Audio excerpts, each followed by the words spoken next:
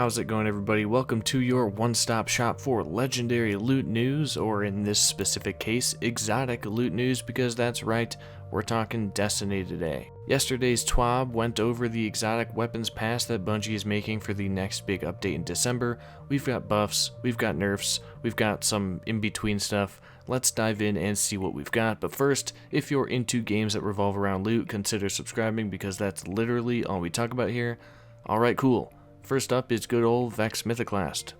It's getting nerfed, as everyone on planet Earth expected. It's mainly a PvP nerf, as I'm expecting you're not going to really tell a huge difference in PvE. Its aim assist is getting reduced by 25, the linear fusion rifle mode aim assist cone scalar, because we all know what that means, is getting reduced from 1.1 to 1.05, and it now requires 3 kills to get the full overcharge in PvP instead of 2. Fighting Lion is getting buffed. This should please that one subreddit that is completely dedicated to this gun.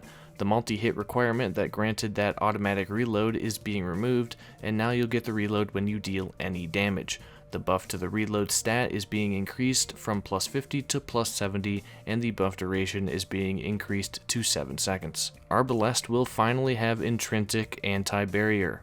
That's a buff. Sleeper Simulant is getting buffed with an increased magazine size from 3 to 4 and an increase in PvE damage by 6%, so it has a bit more damage potential than most legendary linear fusion rifles. Suros Ragime, a gun I haven't personally touched in 15 years, is getting buffed, I guess.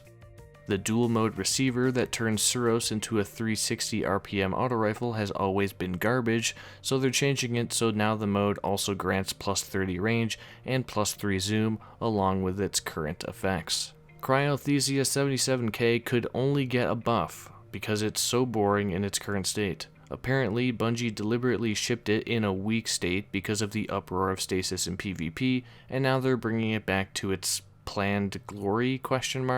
Not sure if this buff is going to really change anything, but it will now fire on trigger press instead of trigger release.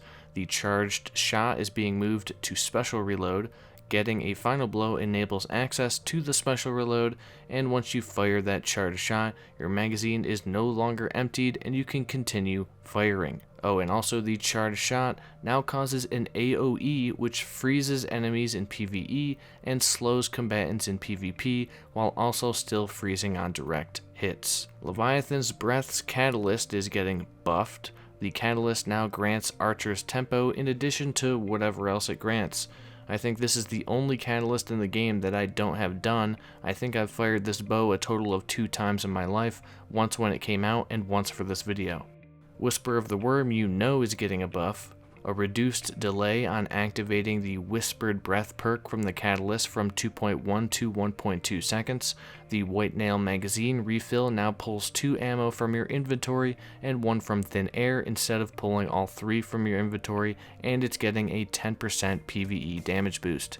Darcy should have been buffed 2 decades ago, but I guess now is fine. It's getting reduced flinch, recoil, and accuracy degradation by 50% while Personal Assistant is active, and Personal Assistant now has a 1-second delay before deactivating instead of deactivating instantly.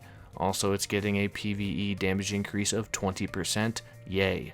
Malfeasance's explosion damage is being increased by 50%, literally all you need to know. Dead Man's Tale is getting a buff or something like it for controller users only. If you use a controller, you'll feel increased reticle friction fall-off distance, less recoil, and improved accuracy. The Heir Apparent catalyst was granting too much damage resistance against players and is getting nerfed from 75% resistance to 25%. Lorentz driver's telemetries will no longer grant ability energy when picked up.